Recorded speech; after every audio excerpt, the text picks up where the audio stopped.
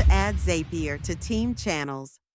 Hey there! Want to send automated alerts to your Microsoft Teams channels from your favorite apps?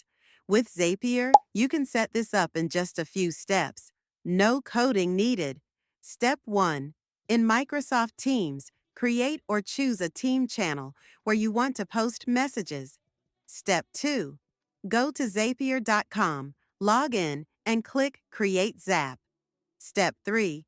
Choose a trigger app like Gmail, Trello, or Google Calendar based on what you want to automate.